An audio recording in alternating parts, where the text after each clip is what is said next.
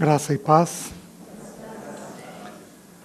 Hebreus capítulo 11, versículo 7. Nós estamos estudando durante esses últimos dias sobre a figura de Noé. Nós vimos uma série de coisas já.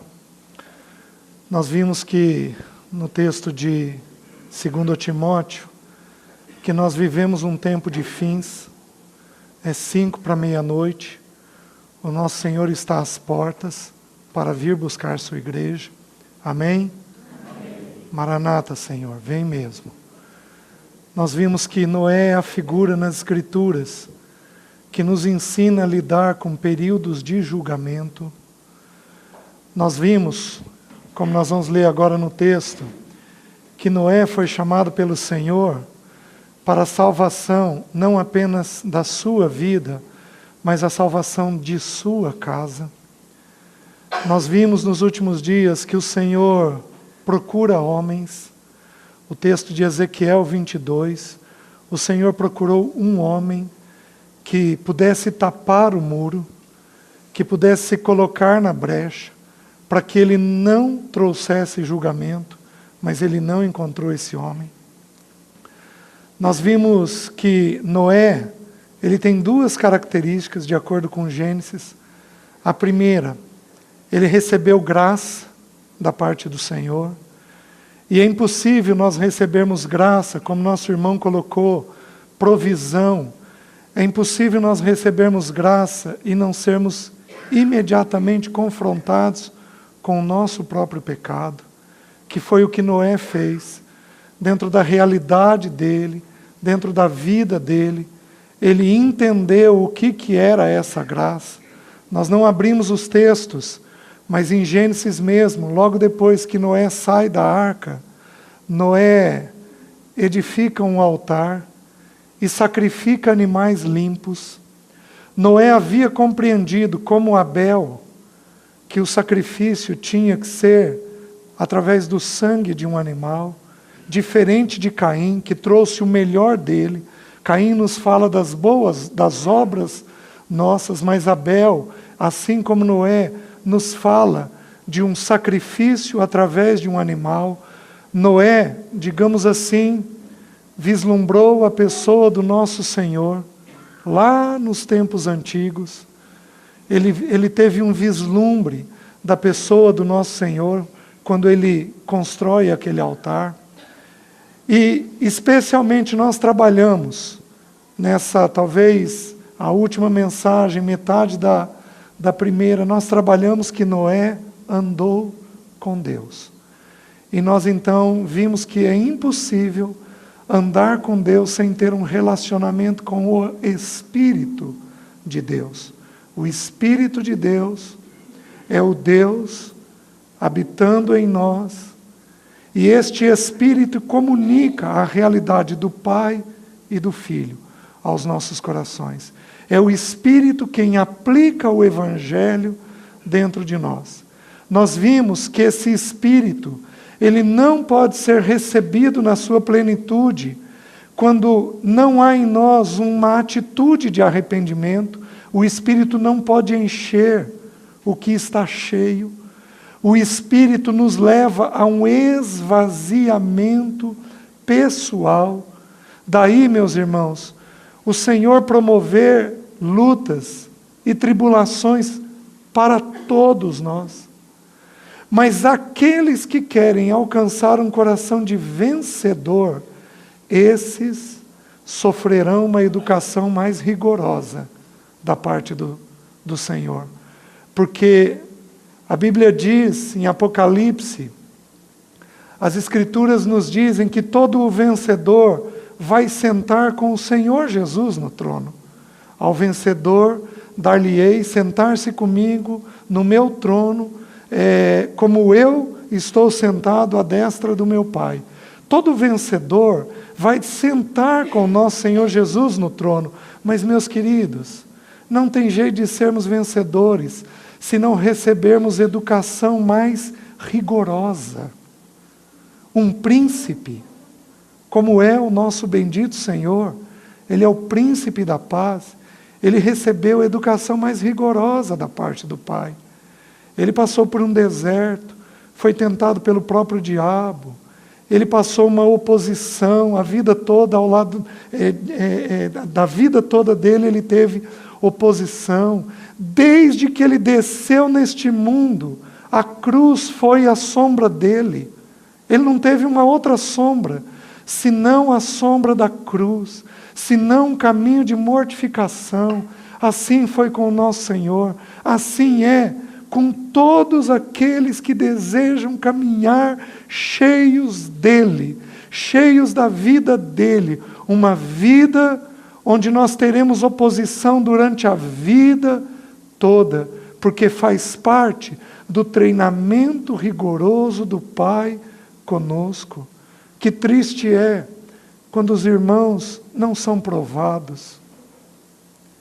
Que triste é quando os irmãos não passam lutas, não a luta derivada do pecado. Essa é 2 vezes mais triste. Mas que triste é quando caímos num comodismo espiritual e nós não somos treinados pelo nosso bendito Pai para alcançarmos um coração de vencedor. Meus queridos, Noé, por 120 anos, enfrentou oposição, construindo uma arca, dizendo que ia chover, quando nunca havia caído uma gota de chuva na terra. Subia o orvalho, mas até então nunca tinha caído água. Um louco no conceito humano, como nós somos loucos de dizer que abrimos mão desse mundo, porque o nosso Senhor está voltando. Como somos loucos a dizermos que a nossa pátria não é aqui, que nós aspiramos uma outra pátria. Meus queridos, como Noé tem a nos ensinar uma vida caminhando com o Espírito. Nós vimos que esse Espírito é, da parte de Deus, Espírito da verdade. E nós vimos que, se nós queremos andar no Espírito, as verdades serão estabelecidas no nosso coração, tanto a verdade de quem Jesus é, porque Jesus é a verdade encarnada. Ele é tudo aquilo que precisamos saber sobre a vida. Tudo aquilo que você precisa saber sobre a vida é encontrada em Jesus. Ele é a referência nossa, o modelo nosso. Ele é aquele em quem nós vamos nos espelhar. Nós vimos também isso, mas nós vimos que à medida que nós nos aproximamos desta verdade encarnada, luz é lançada sobre nós de quem nós somos, da nossa verdade. E aí então o Espírito começa, de forma muito dócil, muito gentil, a trabalhar o nosso coração. Tudo isso nós vimos. Mas eu quero continuar com os irmãos, e se o Senhor permitir, um pouquinho antes do final da mensagem, se o Senhor permitir, eu vou abrir algumas coisas sobre a mulher e os filhos de Noé. Se o Senhor permitir, mas eu quero continuar no encargo que eu tenho. Qual é o encargo?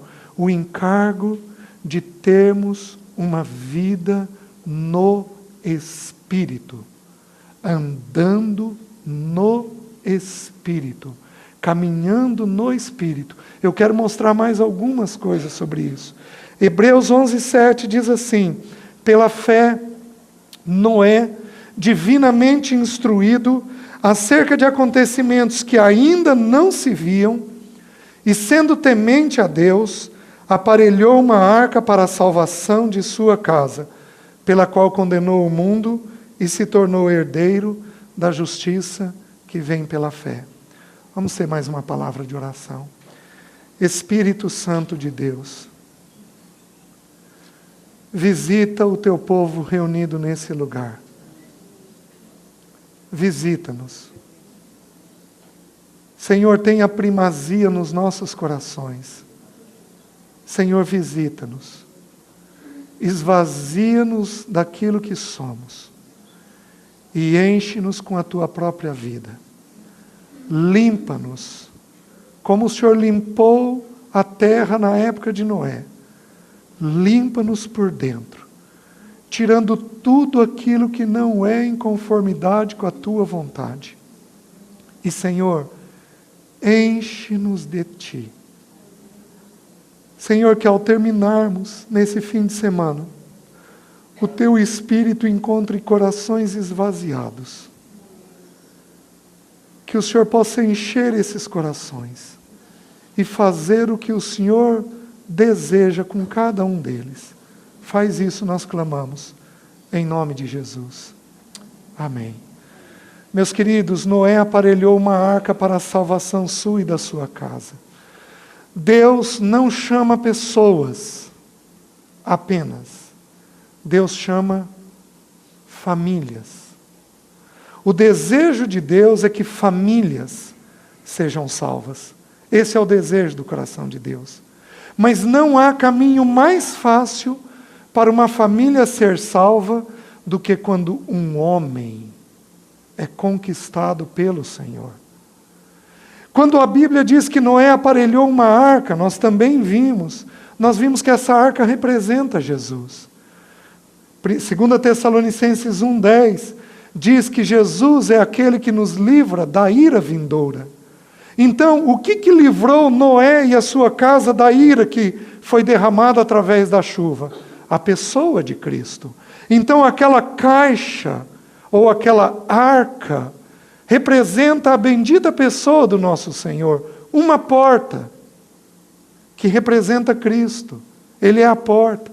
Uma janela que dava em cima da arca, que representa a maneira pela qual nosso Senhor viveu toda a sua vida, o tempo todo olhando as coisas do alto.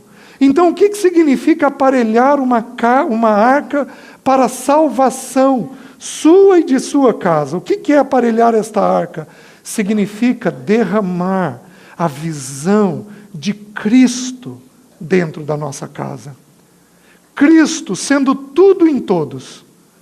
Cristo numa compra, Cristo numa viagem, Cristo na escolha de um curso, Cristo na escolha de um namorado, uma namorada, Cristo numa decisão financeira, Cristo numa decisão de amizade, Cristo na minha boca, eu falo da maneira dele, eu calo da maneira dele. O que é aparelhar uma arca para a salvação sua e de sua casa? É colocar Cristo em tudo da vida. Cristo, como diz Colossenses 3,11, Ele anseia por ser tudo em todos. Ele é tudo em todos, mas Ele anseia alcançar isso plenamente no nosso próprio coração, onde tudo na nossa vida é submetido ao governo dEle, é submetida ao modelo dele, à referência dele, onde tudo passa por Cristo. O que é um homem aparelhar uma arca para a salvação sua e de sua casa? É em todas as coisas olharmos a pessoa de Cristo. Tudo passa pelo crivo de Cristo. Cristo está nisso? Eu faço. Cristo não está nisso?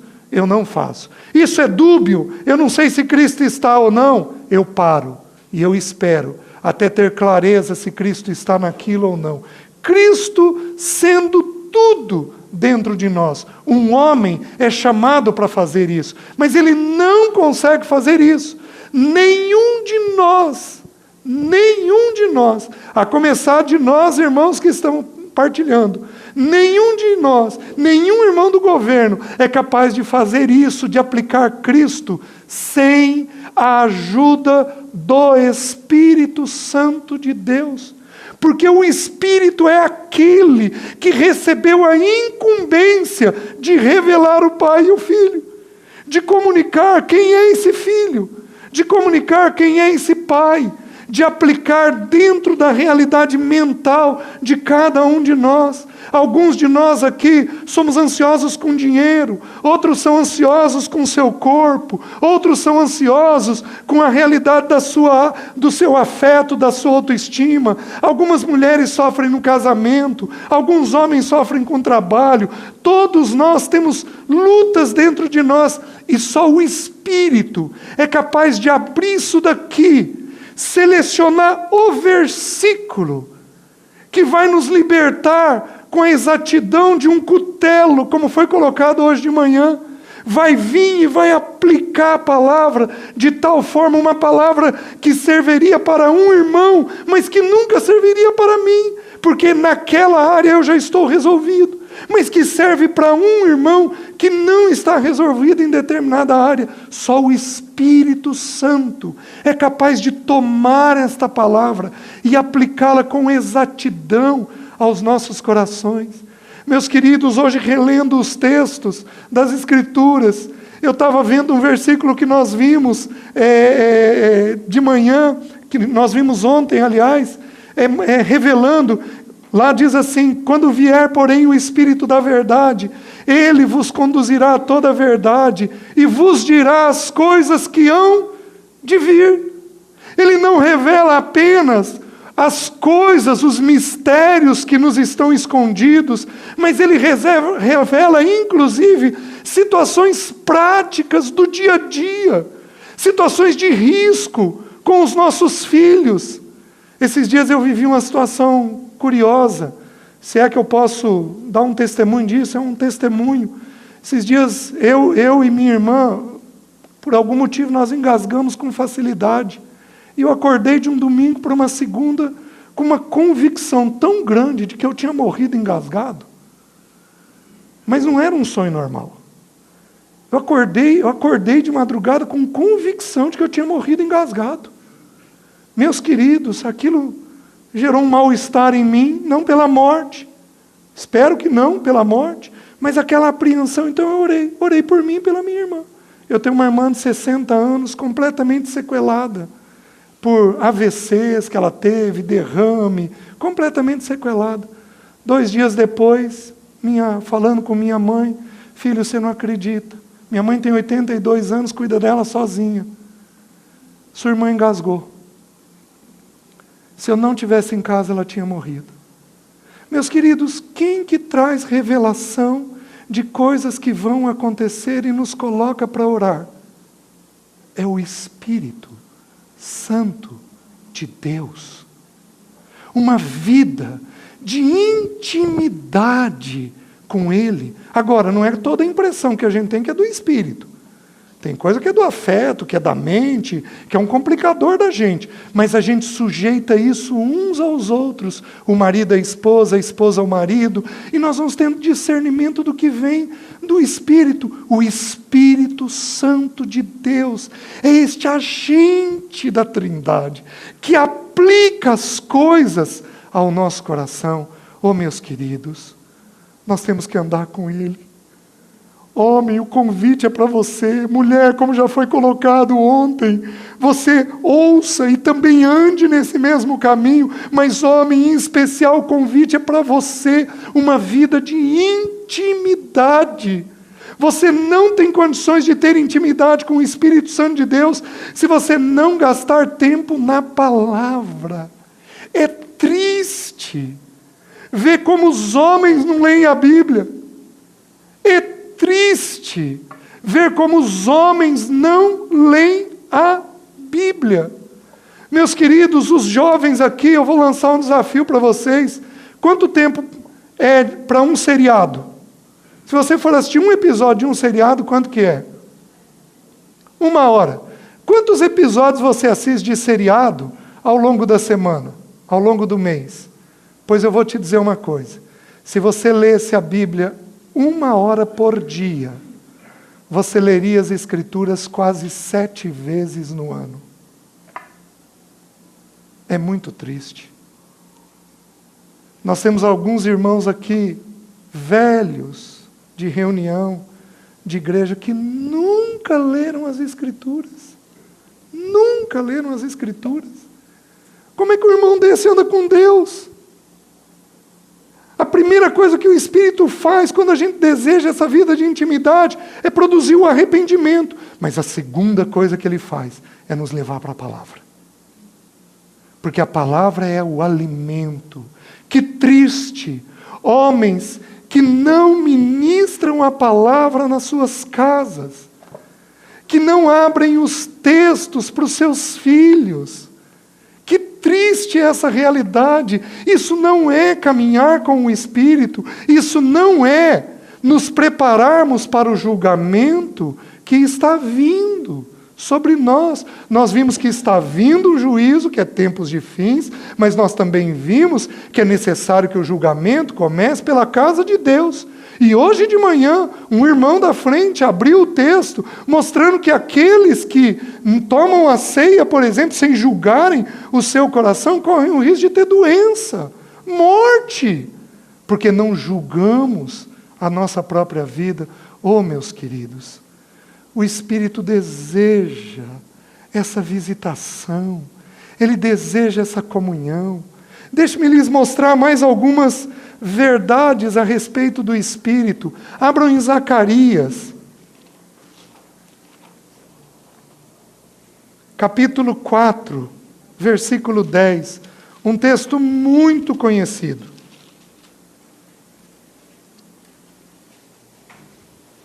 Diz assim as Escrituras.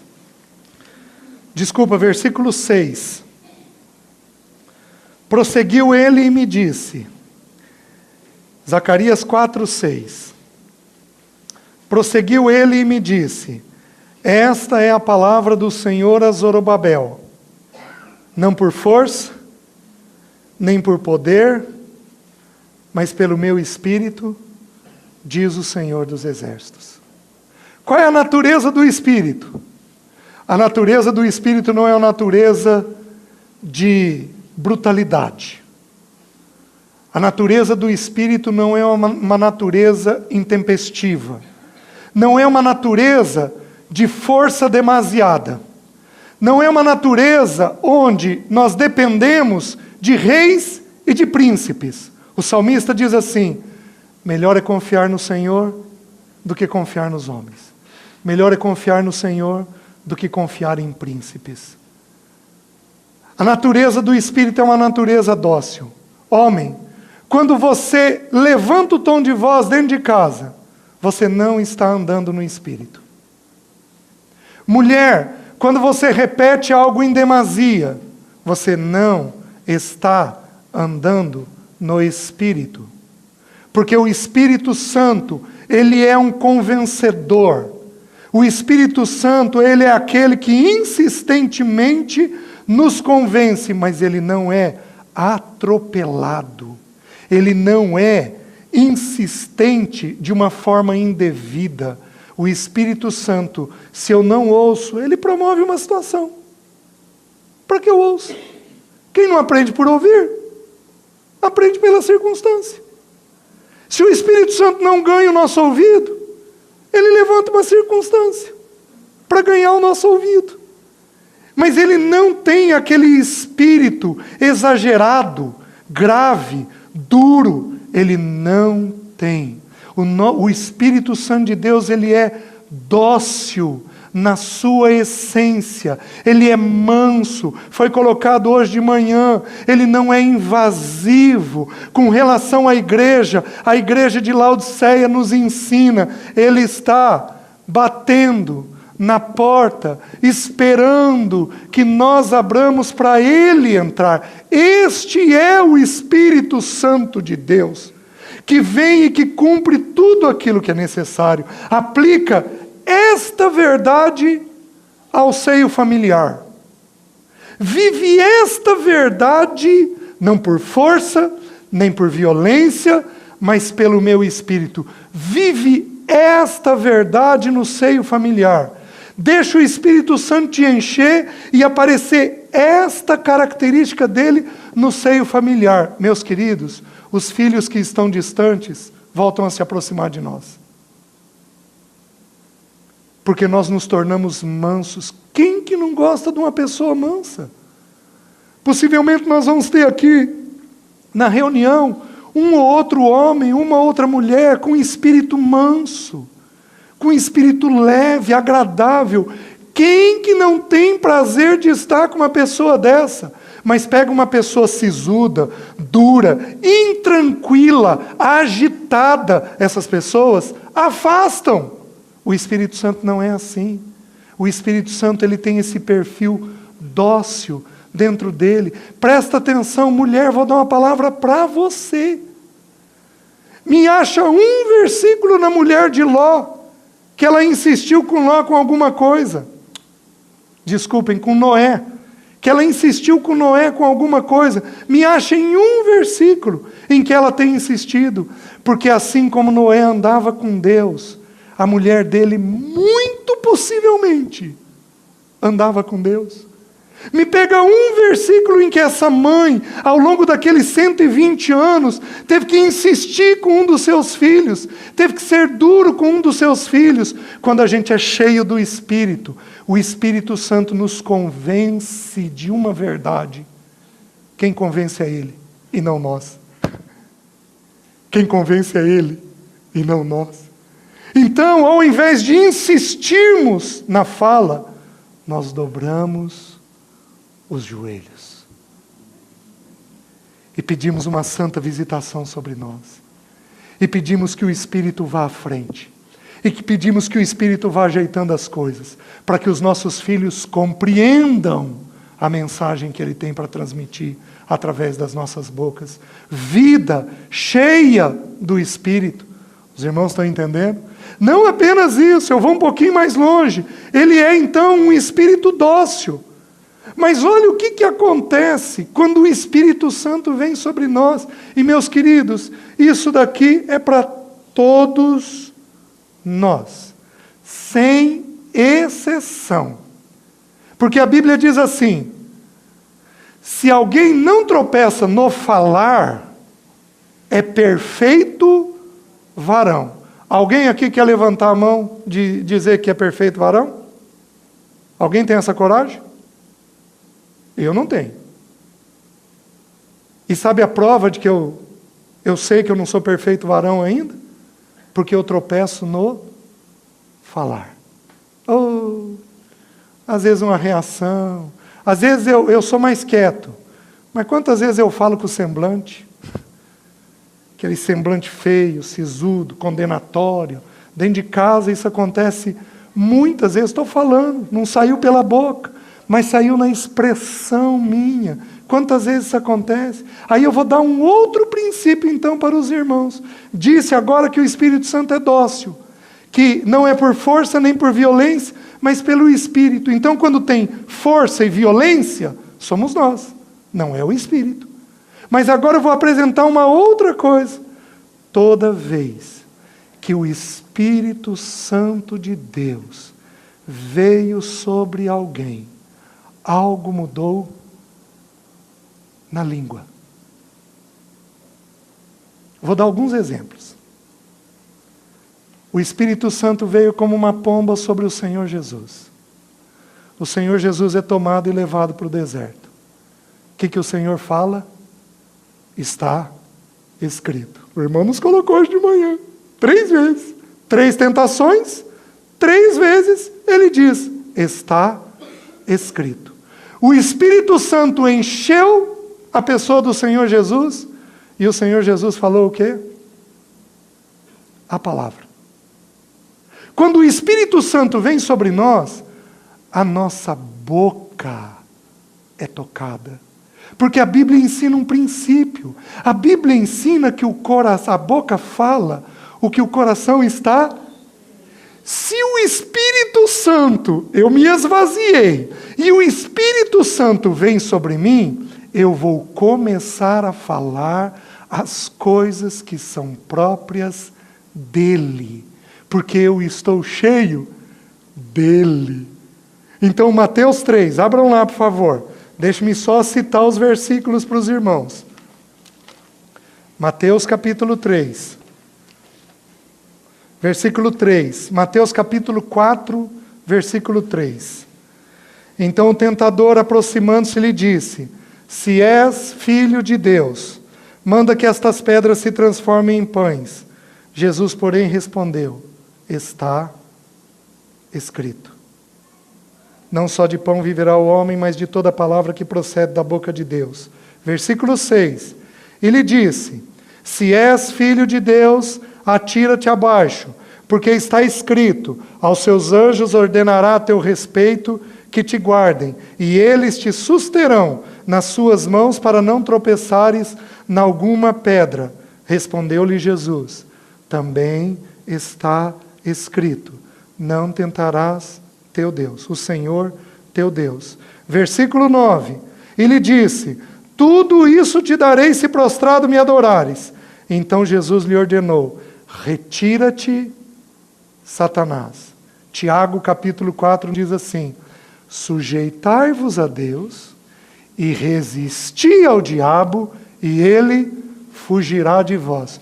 O Senhor, na terceira vez, ele estava tão sujeito ao Senhor, que ele então resistiu, dizendo: retira-te, porque também está escrito: ao Senhor teu Deus adorarás, e só a Ele darás culto.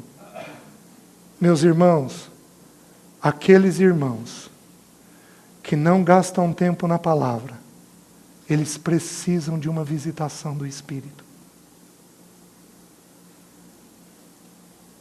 Se você não lê a palavra, é porque você precisa de uma visitação do Espírito.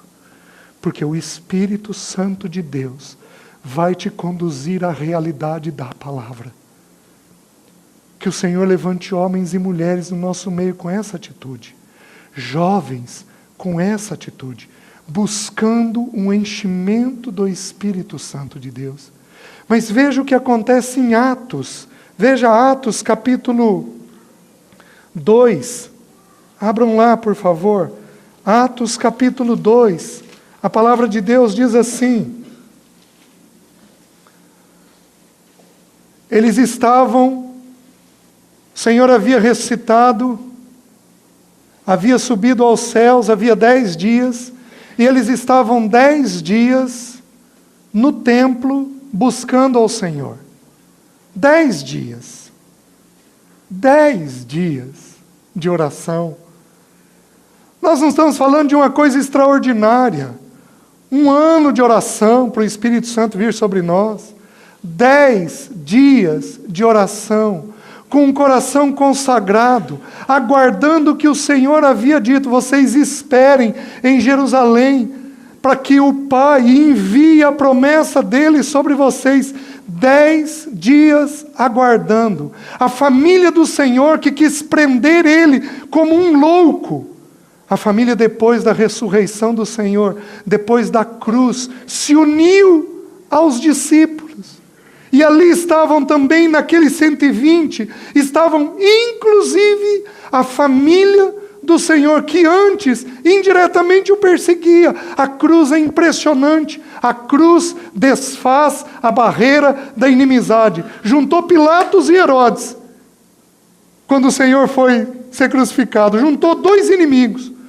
E a cruz aproximou a família do Senhor, que antes agia às vezes como adversário do próprio Senhor. Queridos, há muitos sofrimentos, mas o sofrimento dentro da família, ele judia mais.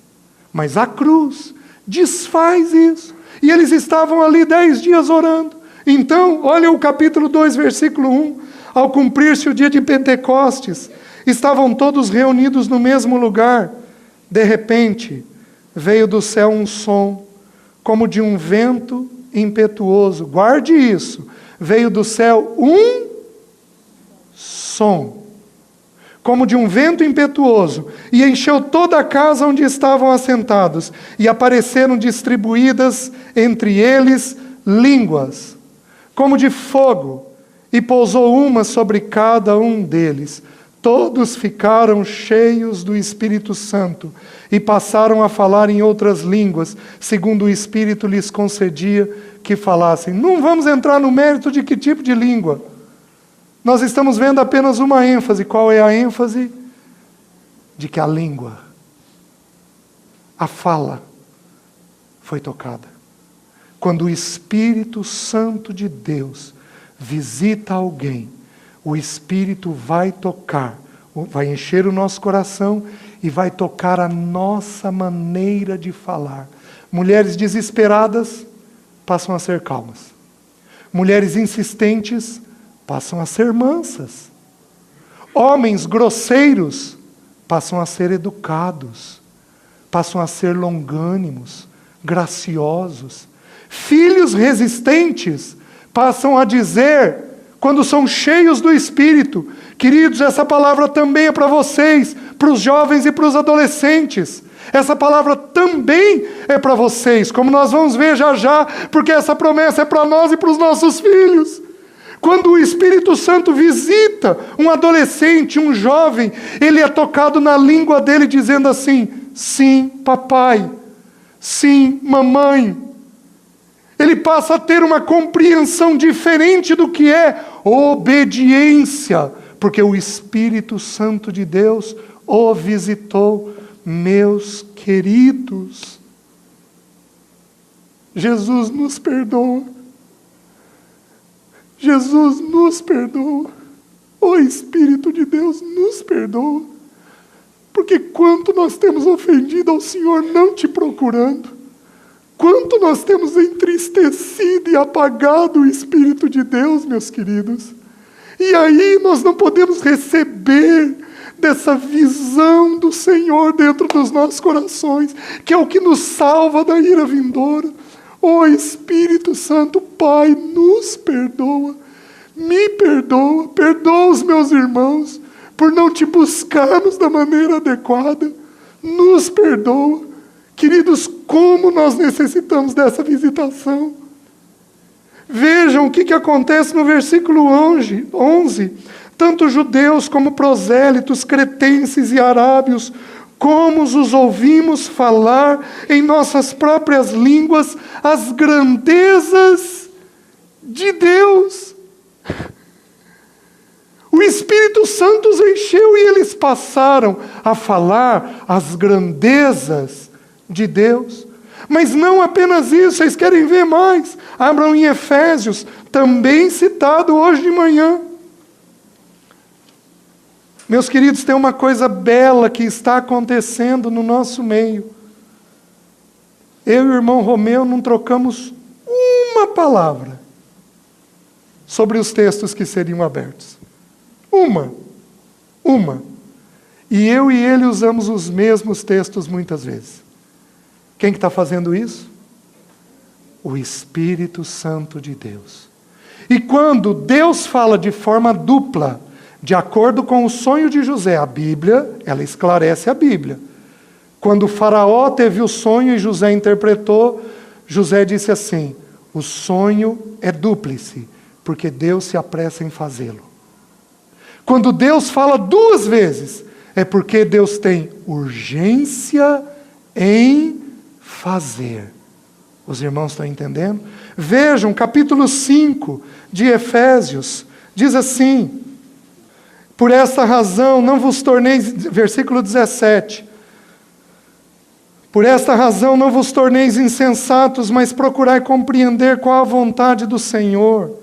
E não vos embriagueis com vinho no qual há dissolução, mas enchei-vos do Espírito. E aí olha o que o texto diz: falando entre vós com salmos, entoando e louvando de coração ao Senhor, com hinos e cânticos espirituais, dando sempre graças por tudo. Sabe o que acontece agora, quando o Espírito Santo visita a gente?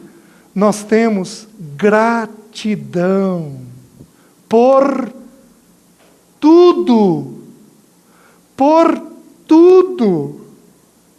Por tudo. Eu estava lendo Hebreus um pouco antes de vir para a reunião. E o texto no capítulo 10 diz que os irmãos lá, eles tinham alegria por terem tido os bens dele retirados deles. Eles tinham alegria por isso. Gratidão por tudo o que acontece. Isso só pelo enchimento do Espírito Santo de Deus na nossa vida, dando sempre graças por tudo a nosso Deus e Pai, em nome do nosso Senhor Jesus. Olha outra coisa que acontece: sujeitando-vos uns aos outros no temor de Cristo. Só é possível haver vida de sujeição quando nós somos cheios do Espírito. Homem, deixa eu dizer uma coisa para você.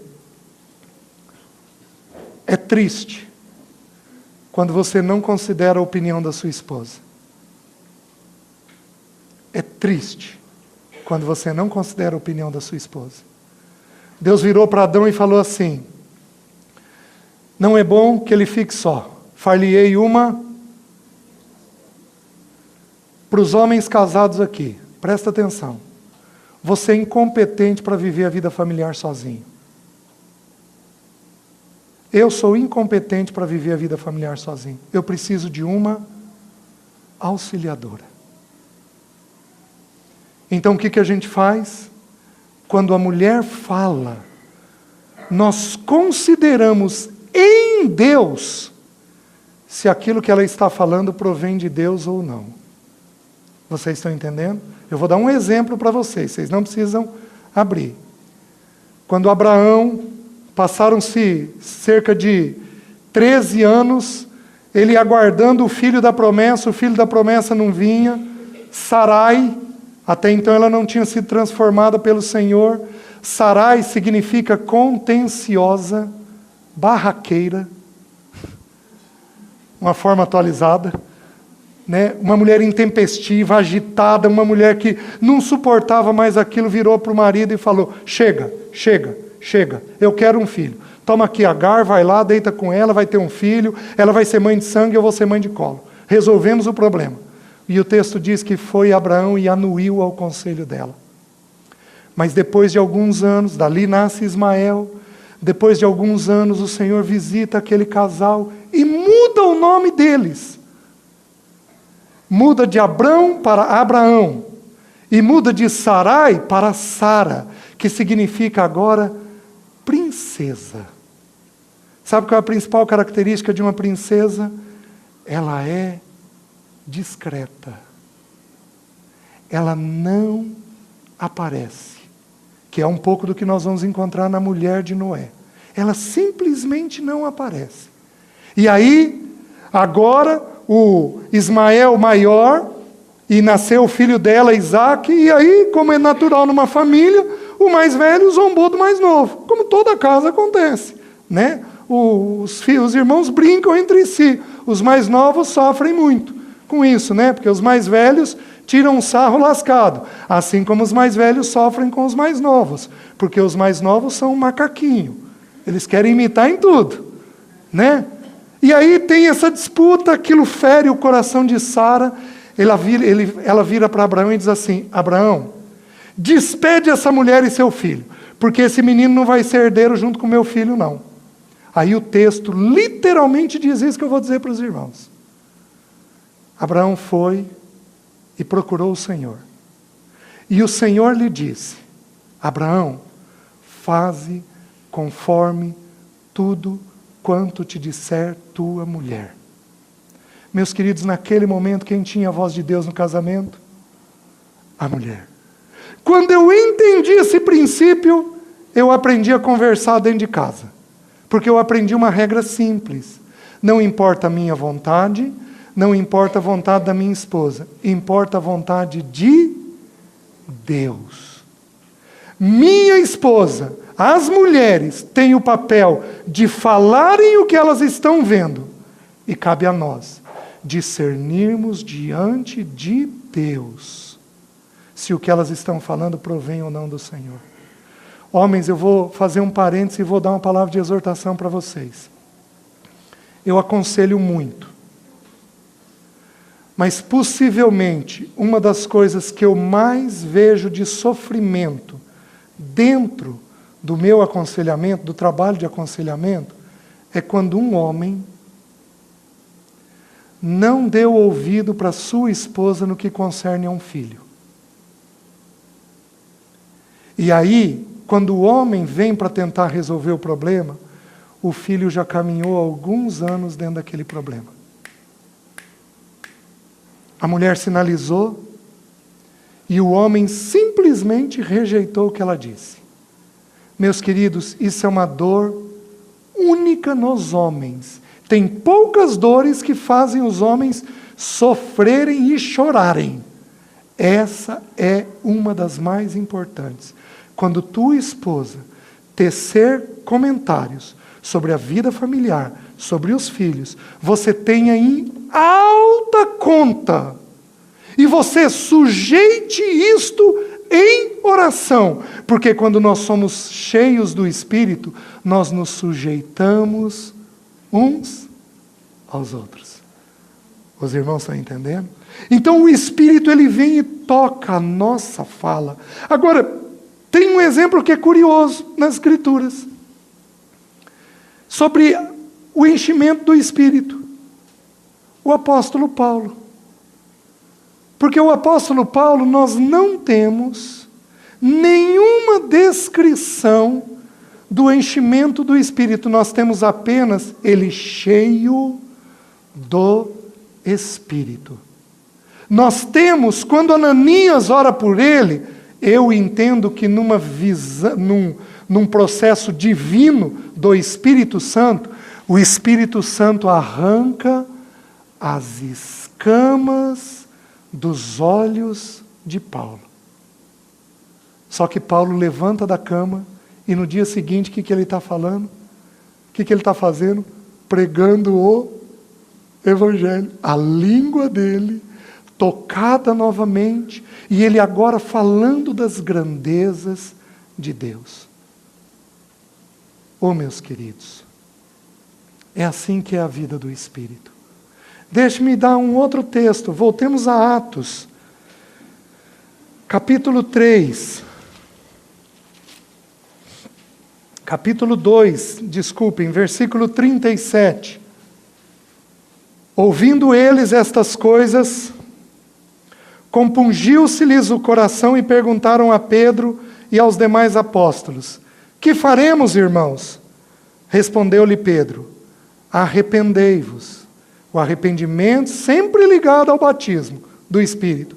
Batismo de arrependimento, batismo do Espírito.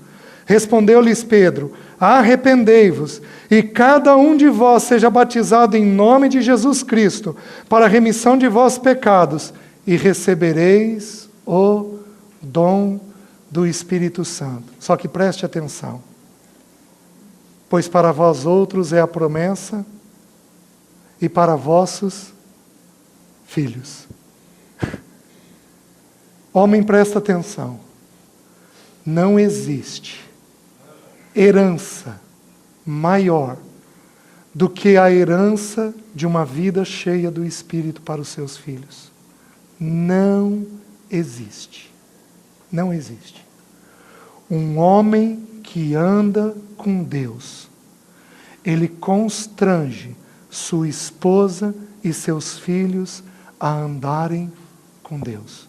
Não se preocupe com herança de bens, não se preocupe com herança de estudo, não se preocupe com herança de saúde, não se preocupe. Não se preocupe. No texto de Mateus 6, onde Jesus fala sobre ansiedade, ele fala do comer, do beber e do vestir, mas ele não fala da saúde. Sabe por quê? Porque ele diz assim, no mesmo texto: quem de vós, por ansioso que esteja, pode acrescentar um passo ao curso de sua vida? Ele está ensinando uma coisa simples. A saúde de vocês, quem dá sou eu. Porque o tempo de vida de vocês, quem determina sou eu. E quanto a isso, nós não podemos fazer nada. Então o Senhor Jesus, ele alerta do que é para preocupar e do que não é para preocupar. Saúde de filho é uma coisa que a gente não preocupa em extremo. A gente cuida, obviamente, da saúde do filho, mas a gente não preocupa, porque o Pai é quem determinou o tempo de vida de cada um dos nossos filhos. Esta promessa do Espírito é para nós e para os nossos filhos. Os filhos que vêm, pais cheios do Espírito, andando na palavra, cantando, salmodiando, segundo os salmos, sujeitos um ao outro. Queridos, não tem filho que não ame esses pais. Pais, deixe-me dizer uma coisa para vocês. Não há tragédia maior para os filhos dos cristãos do que pais que não são transformados. Não existe tragédia maior para os nossos filhos que estão aqui essa noite do que eles virem para a reunião e não virem nos pais transformação. Sabe o que acontece, queridos? Os filhos olham da seguinte forma: esse evangelho que eles tanto falam, não juntou eles, não desfez as brigas deles, não uniu eles em harmonia, não produziu a paz que a gente tanto ouve falar lá na reunião. Meus queridos, não há tragédia maior para os nossos filhos do que eles olharem para nós e ver que nós, como casal, não somos transformados.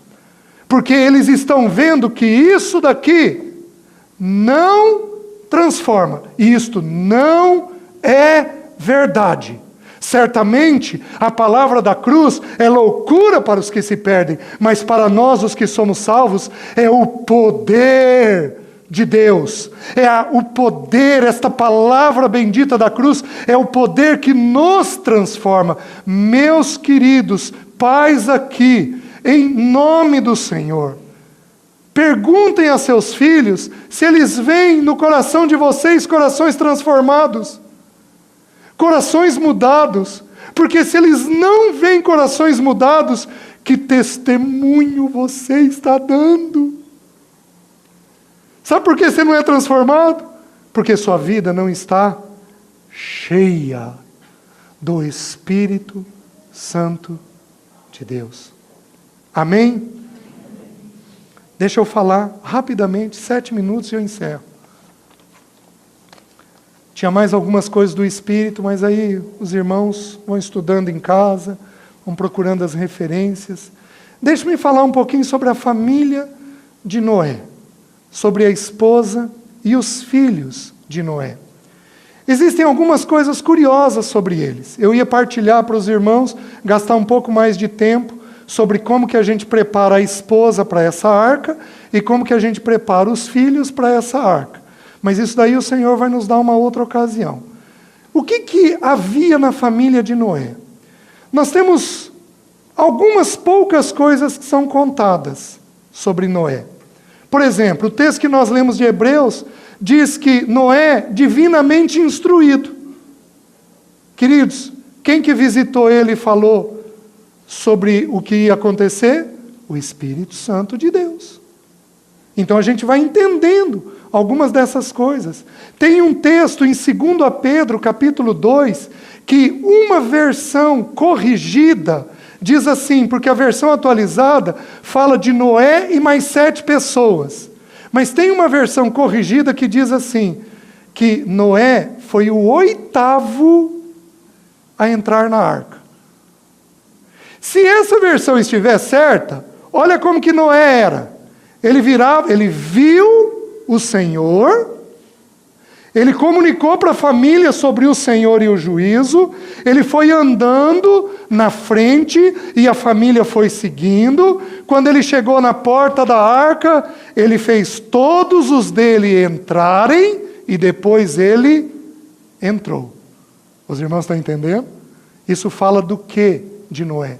Fala do zelo, fala do pastoreio, fala do cuidado, fala da provisão de um homem que foi provido pela graça de Deus, fazendo com que todos entrassem dentro daquela pessoa de Cristo. Oh, queridos, que figura linda! Se isto for a verdade, é uma versão que traz dessa forma. Ele era o 8º a ter entrado dentro da arca. Que figura linda! O que mais a Bíblia nos conta? A Bíblia não fala o nome da mulher de Noé. E a Bíblia, às vezes, ela é curiosa, porque existe mais uma mulher que não recebeu nome na Bíblia. Quem que foi? A mulher de Ló. Mas olha que interessante, as duas têm uma diferença monstruosa, porque enquanto a mulher de Noé cooperou com ele para que os 3 filhos e suas noras entrassem na arca, a mulher de Ló virou uma estátua de sal. Meus queridos, Jesus diz assim: se o sal vier a ser insípido, para nada mais presta, senão para ser pisado pelos homens. Eu tenho uma impressão, vocês me ouçam com reservas, eu tenho uma impressão de que ela era uma irmã, mas uma irmã mundana. Ela era sal. E Jesus falou assim: vós sois o sal. Só que ela se tornou mundana. Como é que eu sei que ela se tornou mundana? Porque ela olhou para trás. Ela olhou para ver o que ela estava perdendo. As coisas que ela estava abandonando. E uma mulher mundana produziu que tipo de filha? Que tragédia. As 2 meninas dela tomaram a cara do mundo e se deitaram com o seu pai. Deram uma bebedeira para ele. Cada uma noite foi lá, se deitou com seu pai e gestou um filho do próprio pai, e esses 2 filhos se tornaram 2 grandes inimigos da nação de Israel. Uma mulher mundana fez isso. Por que ela não tinha nome? Porque a cara dela era o mundo. Ela não tem nome, ela não tem destaque nenhum. Quantas vezes a Bíblia traz nomes? Por exemplo, Ana, Abigail. Abigail é uma figura impressionante. Abigail era casada com Nabal. Nabal significa homem mau. Abigail significa, no hebraico, motivo de alegria. Uma mulher alegre casada com um homem mau. Essa mulher, a descrição, o capítulo que conta ali de 1 Samuel 25, se não me engano, o capítulo que descreve aquela história, mostra como essa mulher vislumbrou em Davi o rei de Israel. Uma mulher casada com um homem perverso, mas que soube manter a alegria. A Bíblia deu nome para ela. Por que Deus não deu um nome para a mulher de Noé? Do meu ponto de vista, porque ela encontra a plenitude de como uma mulher deve ser. A glória da mulher é o homem. E ela cooperou para que este homem andasse com Deus. Oh, irmãs, que coisa linda isso. Uma mulher que coopera desta maneira com o seu marido. E a Bíblia fala um pouco mais, porque aí vai contar a história. Diz que Noé plantou uma vinha, e ele então fez vinho, e tomou vinho, e ele ficou bêbado. E ele ficou seminu dentro da igreja, dentro da tenda dele. E aí, um dos filhos dele, que pode ter sido o neto, os estudiosos não sabem com exatidão, que pode ter sido o neto, entra, vê aquilo, e ele sai e fala daquele estado do pai ou do avô, da nudez dele. Mas 2 filhos, Sem e Javé, eles vêm, tomam uma capa, colocam no ombro deles e vão de costa e cobrem a nudez do pai com aquela capa. Uma atitude respeitosa. E a Bíblia diz, assim no Novo Testamento, quanto ao mais que o homem ame a sua mulher e que a mulher respeite o seu marido. Meus queridos, para esses filhos serem respeitosos com esse pai, é porque eles viram toda uma vida esta mãe ser respeitosa com seu marido.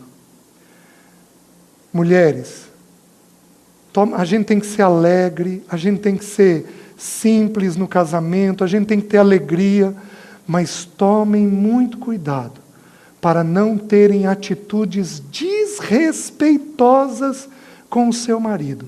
O que significa? A Bíblia diz assim, que os filhos precisam honrar pai e mãe. Honra teu pai e tua mãe para que te vá bem e sejas de longa vida sobre a terra. Sabe o que significa essa palavra honra?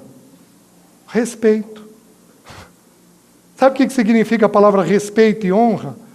Valorização. Mulher, presta atenção no que eu estou te dizendo. Teu marido tem defeitos, tem pecados, tem problemas. Trate tudo aquilo que você tiver convicção com ele. Mas não deixe de ter valorização pelas coisas boas que Deus derramou sobre ele. Quando um filho chega e tem algo onde ele não está bem com o pai, a gente verifica se aquilo é uma verdade. Sendo verdade, a gente vai dizer, filho, vamos falar com o papai sobre isso, mas nós nunca deixamos de mostrar para os filhos o valor que o pai tem, que o marido tem.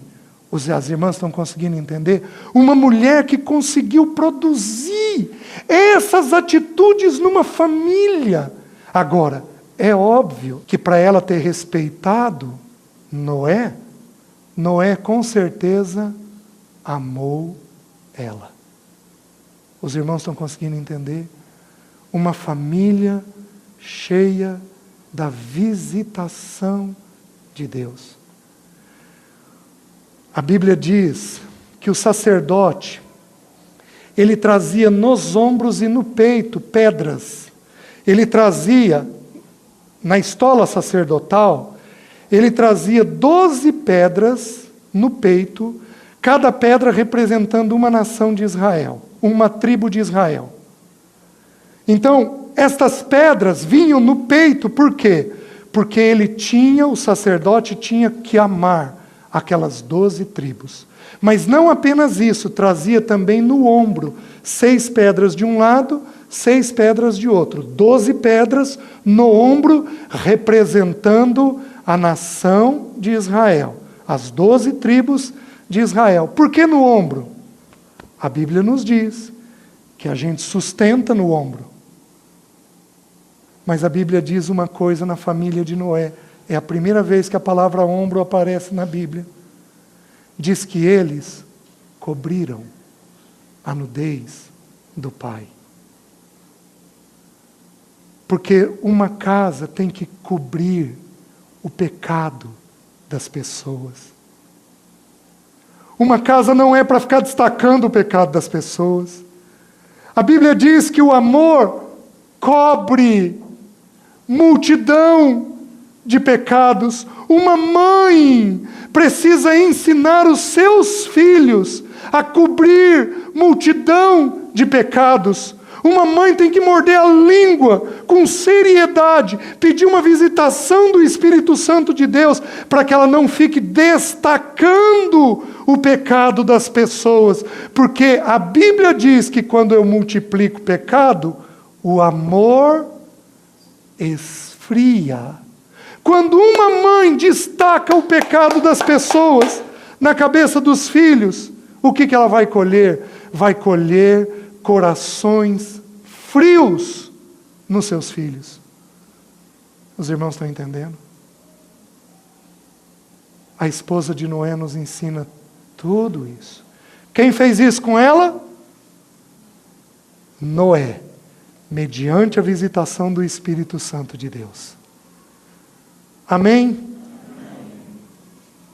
Vamos curvar nossas cabeças. Espírito Santo de Deus, nós já te pedimos perdão. Espírito Santo, nos toma pela mão e nos esvazia. esvazia os nossos corações, para que o Senhor possa nos encher. Dá-nos uma atitude de te buscar, com seriedade. Levanta homens nesta congregação, cheios de ti. Levanta lares transformados. Levanta mulheres cheios de ti, para que o teu nome seja glorificado. Ajuda-nos na nossa falta de fé. Ajuda-nos, para que o Senhor seja glorificado nas nossas vidas. Em nome de Jesus. Amém.